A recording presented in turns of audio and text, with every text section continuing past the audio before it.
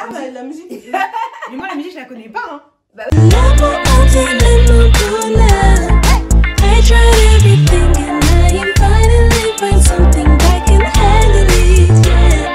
Ooh, just give me a skin. Ooh, just give me a skin. Ooh, just give me a skin.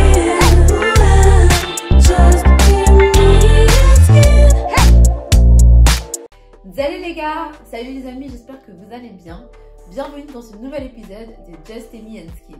Donc aujourd'hui, pour cet épisode un peu spécial, on s'est fait toute belle parce qu'on a une invitée très spéciale. Elle s'appelle Vanessa.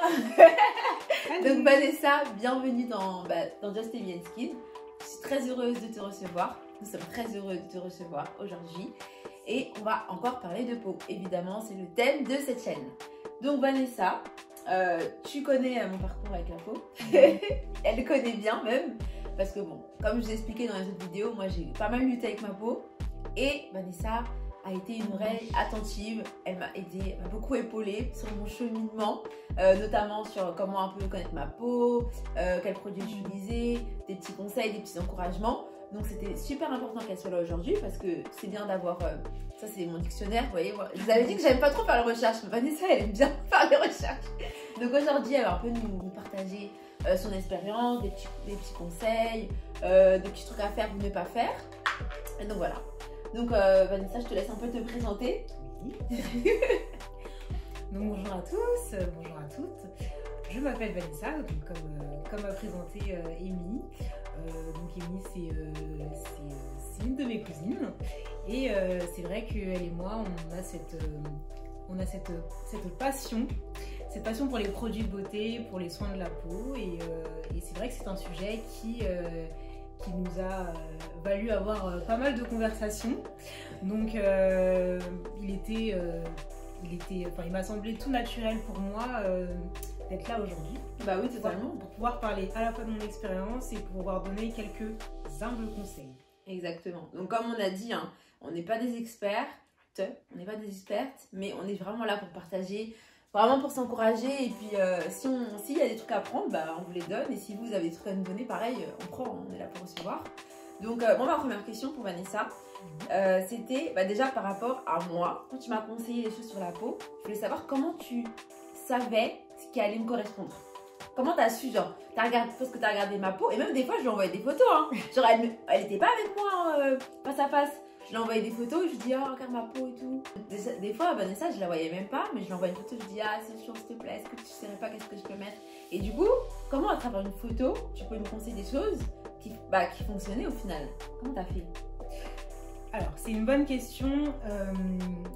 J'ai vu certaines de tes photos, donc j'ai pu te conseiller certaines choses, puisque en voyant une photo, c'est vrai qu'on ne connaît pas forcément la texture, l'aspect qu'a ta peau, mais c'est vrai que bon, j'ai quand même suivi un petit peu les turbulations que ta peau elle a vécues, donc je la connais quand même bien. Mais aussi en même temps, en voyant une photo, tu as la possibilité de voir certains endroits qui sont gras, d'autres qui sont secs. Tu as aussi la possibilité de voir s'il y a un manque de brillance, si elle est pas, si tout simplement ta peau elle n'est pas en bonne santé. Donc ça c'est visible. Au travers d'une photo, on peut très bien voir si ta peau elle se porte bien, si elle est en bonne santé, et on peut aussi voir si en fait elle a des carences. Mais dans mes photos, elles sont grave drôles. Je prends des grosses photos comme ça de près, de chaque angle. C'est important, hein. Je vous les montrerai peut-être un jour, mais c'est un peu la honte. Moi, les photos, vous connaissez, je fais des gros zooms. Hein. Pour ceux qui me suivent sur Insta, je fais toujours des zooms. Donc pareil, quand j'envoie les photos à ma cousine. Et du coup, donc elle a pu un peu m'aider à travers soit les photos, soit parce que elle connaissait un peu mon parcours avec la peau. Et toi Vanessa, est-ce que tu saurais avoir une définition, entre guillemets, une définition en général par rapport à ton expérience de ce qu'est la peau et de comment on peut l'appréhender? C'est vrai que c'est pas évident de définir ce qu'est la peau, Je dirais par rapport à mon expérience que la peau, c'est tout simplement, c'est l'enveloppe de ton corps en fait. C'est l'enveloppe de ton corps. La peau, elle grandit avec nous, elle s'adapte par rapport à notre environnement. La peau, c'est aussi quelque chose qui réagit parce que la peau, c'est vivant. Donc la peau, elle réagit, elle a des besoins, elle a besoin d'être alimentée, elle a besoin d'être nourrie, elle a besoin d'être soignée. Et surtout, il y a un élément qui est très important, une peau, on n'en a qu'une. Une peau, on n'en a qu'une, donc si on n'en prend pas soin, la peau, elle se détériore. Il y a des choses qui peuvent être même... irrémédiables. Et en même temps, la peau, c'est quelque chose qui nous accompagne tout au long de notre existence. Donc pour moi, j'y attache de l'importance parce que c'est vrai que c'est notre enveloppe extérieure, c'est ce qu'on voit, mais en même temps, elle renvoie aussi beaucoup de choses. Donc la peau, elle enveloppe tout notre corps, donc c'est de la tête aux pieds, même si le visage, c'est la partie la plus apparente. C'est la partie la plus apparente, c'est vrai que donc c'est aussi la partie qu'il faut entretenir, qu'il faut soigner. Et pour moi, c'est tout ça en fait. C'est un ensemble de choses. C'est vrai qu'à partir du moment où j'ai vraiment pris conscience que la peau, c'est quelque chose qui a des besoins, c'est quelque chose qu'il faut que je puisse nourrir à la fois de l'extérieur, mais aussi de l'intérieur. J'ai pu moi aussi répondre à certains problèmes, puisque je pense que c'est un petit peu le cas de tout le monde, même si on a des prédispositions naturelles. Mais c'est vrai que moi, en tant que personne qui a une peau, ça se voit peut-être pas trop aujourd'hui, mais j'ai une peau à tendance acnéique qui a quand même des imperfections et j'ai connu une grosse période Est-ce que du coup tu peux nous partager un peu plus ton expérience? Tu y venais, je pense. C'est ça. Oui, justement, en fait, je voulais dire qu'en tant que personne qui a connu quand même pas mal de problèmes de peau, je n'ai pas eu d'autre choix que de m'intéresser véritablement aux besoins de ma peau. Aussi quelque chose de très important, j'ai appris à écouter ma peau. J'ai appris à l'écouter, j'ai appris à être attentive à ce dont elle pouvait avoir besoin et j'ai appris à décoder ses réactions. Parce que ça c'est dur, je trouve. Ça c'est quelque chose de difficile. C'est vraiment difficile parce que même si tu essaies d'écouter, genre comment... Enfin, moi je deal encore avec ça, vraiment de savoir exactement, mais elle me dit ça, elle réagit à ça. Parce que déjà moi quand je suis stressée, je le sais pas. Donc vous savez que peut-être que ma peau elle me dit, mais moi je suis en mode... c'est juste des problèmes de peau. Donc c'est compliqué. Oui, c'est vrai. En fait, les problèmes de la peau, ils peuvent avoir différentes causes. Il y a des facteurs extérieurs, il y a des facteurs qui sont liés tout simplement, par exemple, aux hormones. C'est vrai que les hormones, c'est un facteur qui est assez difficile à gérer. Tu peux pas le contrôler, c'est ça le problème. C'est vrai. On n'a pas véritablement de contrôle sur nos hormones. Par contre, notre environnement extérieur, lui, peut jouer sur nos hormones. Ça, c'est une chose. Après, en même temps, il y a des choses qui sont un peu inévitables. Le passage à l'adolescence, si tu dois avoir des imperfections, tu en auras. Et en même temps, je reviens encore sur les hormones. On peut très bien passer un certain âge, avoir un dérèglement hormonal ou même un changement hormonal qui peut provoquer de l'acné sans pour autant qu'on ait 15 ans. Un changement hormonal à 30 ans, 35 ans, 40 ans, ça peut arriver sans que pour autant, avant ça, on ait eu... de l'acné, ça peut très bien arriver. C'est vrai que là, en l'occurrence, c'est moins facile à traiter. Donc ça, ce sont des facteurs internes. Après aussi, bien entendu, il y a les facteurs externes dont je parlais tout à l'heure. Un exemple de facteur externe, un environnement stressant.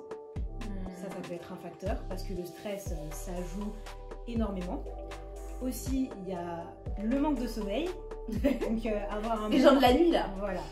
Avoir une bonne hygiène de vie, avoir un bon cycle de sommeil, avoir une bonne alimentation, ce sont tout autant d'éléments qui jouent d'une manière incroyable sur la peau. Comme je disais, la peau elle réagit, la peau elle parle.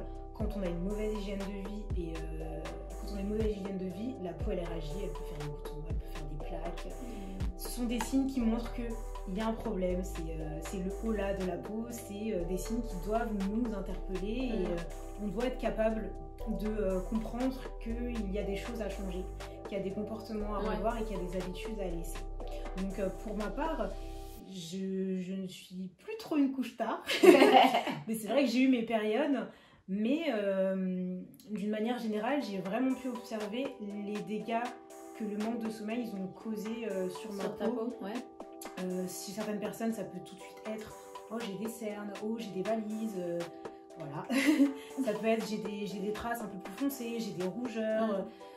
Ça peut donner de l'hypersensibilité, ça peut donner de l'acné, ça peut donner de l'apparition de certaines taches, des dermatoses. Donc toutes ces choses, elles peuvent, on peut très vite se rendre compte que ah mais je suis fatiguée, tout de suite j'ai un peu plus de problèmes, je suis fatiguée, j'ai un peu plus de boutons, ah bah j'ai dormi beaucoup plus cette semaine, bah mes boutons ils sont partis. Voilà.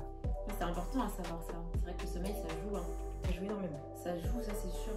Et il y a un truc aussi, je viens de me rappeler, c'est est-ce que, tu vois, des fois, on a une peau qui devient sensible d'un coup. Et je sais qu'une fois, tu m'avais dit que si on lavait trop la peau, tu vois, si en fait, on finit par l'agresser, mais est-ce que tu peux nous expliquer un peu ce fait de quand on veut trop vouloir prendre soin de sa peau, on va absolument faire partir le problème, et ben ça produit un peu l'effet inverse, c'est ça? L'effet inverse, tout à fait. Alors par rapport à ça, ce que je pourrais dire, et encore une fois je le répète, je ne suis pas une experte, je parle en fonction de mon expérience, en fonction de ce que j'ai pu observer, et c'est vrai que je me suis aussi un petit peu documentée sur la chose, comme l'a dit Emilienne tout à l'heure. C'est vrai que moi je suis quelqu'un, quand je commence à m'intéresser à quelque chose, j'aime chercher et aller jusqu'au bout de mes recherches, et c'est vrai que par rapport à ça, tu peux considérer que la peau, c'est quelque chose d'intelligent. Notre corps, il est intelligent. Donc notre corps, il a été créé d'une manière intelligente. Et si tu veux, notre corps, il produit lui-même des éléments qui permettent de s'auto-entretenir. De même que ton cuir chevelu, il va produire de la kératine naturellement pour entretenir le restant de ton cheveu. La peau, elle produit également du sébum. Donc c'est une production qui est nécessaire pour protéger le film qui enveloppe ta peau et qui permet de faire barrière contre des agressions extérieures. Donc ça c'est quelque chose de naturel et c'est quelque chose dont tout le monde dispose. Le nettoyage de la peau, il permet de nettoyer les impuretés. Encore une fois, c'est quelque chose en surface. Si tu nettoies trop la peau, tu vas enlever à la fois les impuretés et tu vas enlever à la fois justement ce que ta peau elle produit naturellement pour pouvoir la protéger. This is deep. À partir du moment où justement tu ôtes en fait de ta peau ce film protecteur, donc la peau en fait tu l'exposes aux agressions extérieures et donc comme elle est agressée d'une manière, comme elle n'arrive plus en fait justement à combattre ces agressions extérieures, bah, qu'est-ce qui se passe? Ça provoque des boutons, ça provoque des brûlures parfois, ça provoque des rougeurs. La peau elle réagit. Donc la peau elle réagit et c'est vrai que ça peut amener à ce qu'on appelle parfois de l'hypersensibilité, on va l'appeler, de l'hypersensibilité. Oui, voilà. Donc, qui fait que peu importe après le produit que tu vas mettre sur ta peau ne va pas l'accepter. Elle est plus dans un état où elle est capable de déchiffrer ce qui est bon de ce qui est mauvais. Elle a un mécanisme de défense. En fait, elle se défend. Elle a un mécanisme d'autodéfense qui fait que j'ai quelque chose qui arrive de l'extérieur. Je ne sais pas ce que c'est, donc ma première réaction c'est je me protège. Stopper. Je me protège, je ne veux pas.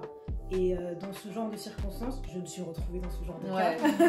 Ce qu'il faut faire, c'est faire un travail pour pouvoir justement reconstruire cette barrière protectrice qui permet justement de pouvoir à la fois lutter contre les agressions extérieures, mais qui permet aussi à la fois à la peau de pouvoir entretenir tout simplement la peau. Et si tu veux, la peau de l'homme, elle dispose naturellement d'éléments pour pouvoir se nourrir. Les soins qu'on utilise au quotidien pour la peau, ce sont simplement des soins complémentaires. Si ta peau elle produit du 30%, il va falloir que tu apportes le 70%, mais la peau d'une manière générale ne produit pas 30%, elle produit bien plus. Donc nos soins sont des compléments. Faut pas trop en faire. Si ta peau elle produit 80% de ce dont elle a besoin, tu n'as pas besoin de lui apporter 40%, parce que tu auras un pourcentage qui est en trop, et ce qui est trop est mauvais en fait. Quand tu veux vouloir trop en faire, parfois c'est pire. Voilà, c'est pire. C'est pire. Si ta peau elle a besoin de mais c'est juste que des fois tu es désespéré. Tu t'es vraiment, mais je comprends pas, il n'y a rien qui marche, et tu dis qu'en fait plus tu vas nettoyer, désincruster. En plus, tu as tous les termes un peu, genre ouvrir les pores, refaire. Tu vois, tous les termes qu'on voit sur internet. Et du coup, t'en fais trop. Et en fait, tu te rends pas compte que c'est pire. Mais c'est super important de savoir ça. Exactement. En fait, si tu veux, la peau, c'est vraiment c'est vraiment quelque chose qui demande de la patience, qui demande beaucoup de patience. Mais c'est pas évident puisque c'est quelque chose que nous on voit au quotidien. Tu te vois le matin dans le miroir, tu te vois le soir dans le miroir, tu te vois dans la journée quand tu passes devant un miroir, quand tu passes devant une fenêtre, tu vois le reflet de ton visage. Il y a plein de moments dans la journée où tu vois ta peau et en fin de compte, toi tu ne vois que le résultat, tu ne vois que les imperfections. C'est ça qu'on disait dans la précédente vidéo. Exactement. Quand tu te regardes dans le miroir. Et c'est vrai que parfois ça peut tourner facilement à l'obsession. On est complètement focalisé sur ce qui ne va pas sur la peau, mais on oublie qu'il lui faut du temps. Il lui faut du temps pour cicatriser, il lui faut du temps pour se remettre. Mais la peau, elle a été construite pour pouvoir se remettre. Elle a été construite pour pouvoir justement se reconstruire. La peau, ce sont des tissus. Les tissus se reconstruisent. Les tissus, ils sont formés de cellules et puis en fait, le tissu se reconstruit. Donc c'est un processus qui est naturel. Il faut simplement, durant ce processus, lui laisser le temps justement de pouvoir se remettre sans pour autant se dire « Ah bah mince, il s'est passé 2 semaines, je vois que j'ai encore toujours ces boutons-là, on va passer à une autre solution. » Ouais. On ne peut pas changer de solution tous les 4 matins. Bah non, sinon la peau, elle annule à chaque fois. Elle a même pas le temps en fait, d'assimiler, sachant qu'il faut d'une manière générale compter environ 3 semaines avant véritablement de pouvoir dresser un constat par rapport aux effets d'un produit. Bon, bien entendu, tu peux demain tester un produit et te dire bah, dès la première utilisation, j'ai constaté tel type d'effet. Mais d'une manière générale, on apprécie les effets quand même sur la durée. Parce que tu peux très bien tester un produit et te dire waouh, j'ai l'effet du nouveau. Donc dans les premiers jours, j'ai constaté que c'était super. Et en fait, au bout de 2 semaines, tu te rends compte que ah mince, là je me rends compte que ma peau en fait, ça va même pas. C'est pour ça qu'on préfère quand même se laisser un délai d'environ 3 semaines pour pouvoir se dire ah d'accord, en fait ce produit-là, il convient à ma peau. Autre chose encore, tu peux avoir un problème qui est temporaire, tu peux utiliser un produit comme solution, donc un ou plusieurs, tu peux te rendre compte que ton problème il prend fin et te rendre compte bah, finalement que mais en fin de compte j'ai plus besoin de ce produit. Si tu n'as plus besoin d'un produit, si le produit il a joué son rôle, tu peux très bien passer à autre chose. C'est pour ça que c'est bien, on peut, parce que souvent on pense qu'on doit garder la même routine. Tout à fait. Mais en fait, et là j'essaie de lui remettre, vous savez quand le prof, bon, comme elle disait, on peut, si un produit ne vous va plus, ça sert à rien de forcer, il a déjà joué son rôle, d'accord? Et aussi, ce que j'ai compris c'est que la peau, je me dis si je me trompe, mais si j'ai bien appris mes cours, la peau, elle change en fonction des saisons.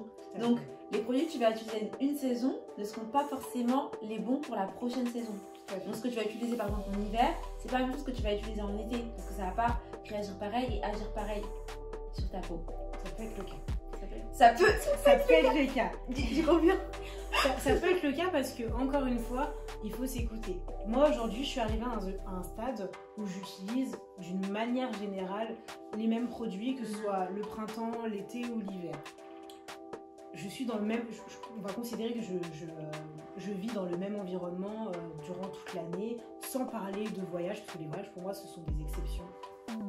Mais on va partir du principe que tu vis dans le même cadre toute l'année et que les saisons changent. En ce qui me concerne, j'utilise les mêmes produits puisqu'aujourd'hui j'ai réussi à trouver des produits qui correspondent non seulement à ma peau, quelles que soient les saisons. Ça ne veut pas dire qu'en hiver, par exemple, ma peau n'est pas un peu plus sèche. Ma peau elle est un peu plus sèche puisqu'elle a besoin d'un peu plus d'hydratation du fait que le temps n'est pas le même. Donc, durant cette période-là, j'utilise toujours les mêmes produits. Par contre, je vais par exemple rajouter un produit en plus. J'ai besoin d'utiliser peut-être une huile. D'une manière générale, je n'utilise pas d'huile, mais je vais me dire par exemple, ah bah, l'hiver il fait un peu plus sec, je vais utiliser de l'huile, mais c'est le temps de l'hiver. Quand on va passer au printemps, je l'utiliserai plus puisque l'humidité elle est différente, le temps il est différent, ma peau n'en a pas forcément besoin. Donc en fait, j'adapte le type de produit que j'utilise en fonction des saisons. Mais c'est parce que j'utilise ma peau. Peut-être que toi demain tu vas utiliser certains produits durant l'été et tu vas te rendre compte que ce sont des produits que tu ne peux absolument pas utiliser l'hiver parce que ta peau n'en a pas besoin. Donc ça c'est une chose. Une deuxième chose, puisqu'on parlait de type de produit, de changement de routine, du fait d'écouter sa peau. Donc la seconde chose que je voulais rajouter, c'était que un produit qui est bon, de manière générale, le produit il est bon, tu sais que, par exemple, hein, il est fait de composants naturels à 100% et compagnie. Donc tu sais que c'est un produit qui est bon, mais c'est pas forcément un produit qui te correspond. Qui te correspond pas forcément. Voilà. Là, c'est un produit qui est bon, mais donc un produit qui est bon n'est pas forcément un produit qui te correspond. C'est pas parce que tu as trouvé la perle rare, le produit dont tout le monde parle, c'est la crème du moment, c'est la lotion que tout le monde s'arrache que forcément c'est un produit qui sera bon pour toi. Ta peau peut ne pas l'aimer, de même que la saison elle a changé, ce super produit que tu utilisais un temps, bah, ta peau elle ne veut plus, si ta peau elle ne veut plus, ne l'utilise plus. Simplement. C'est un bon slogan ça. Si ta peau ne le veut plus, ne l'utilise plus. Des conséquences sur votre peau. Donc si vous aimez votre peau, prenez-en soin. Et si vous ne l'aimez pas, si tous les jours vous regardez devant le miroir en vous disant « Ouh là là, ça je déteste ma peau », ne détestez pas votre peau, ne dites pas ça. Aimez votre peau. Essayez d'accepter les problèmes qu'elle peut avoir. Elle est confrontée aux mêmes problèmes que vous, hein. Elle se bat, hein. Elle aussi, elle combat les imperfections. Ouais. Donc, il faut l'encourager. Et pour l'encourager, il ne faut pas passer son temps à la maudire. Hein. Donc, ne maudissez pas votre peau. Dites-vous que c'est un processus, que parfois ça prend du temps. Chez certaines personnes, ça prend 2 mois, d'autres 3 mois, d'autres elles ne connaissent pas les boutons. Et d'autres, ça prend 5 ans, 10 ans comme moi. Voilà. Donc, ça prend du temps. Soyez patiente avec votre peau et vraiment, aimez-la telle qu'elle est. N'attendez pas 10 ans, n'attendez pas la fin de vos imperfections pour commencer à aimer votre peau, mais commencez dès aujourd'hui.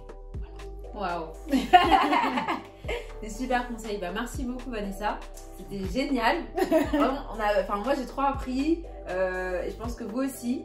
Bien sûr, on espère te revoir dans un prochain épisode de Just Amy Skin. Tu es la bienvenue. Et merci à tous de nous avoir suivis. J'espère que vous êtes restés jusqu'à la fin. Bien sûr, on se retrouve très vite dans un prochain épisode. Pensez à aimer, commenter, partager, à nous partager vos expériences, à nous faire des retours sincères, objectifs, il n'y a pas de souci. On prend, comme on a dit, on est vraiment là pour partager, pour s'encourager, dans la bienveillance et dans la bonne humeur. Toujours. Donc voilà, merci à tous et à la prochaine. Cheers. Bye bye.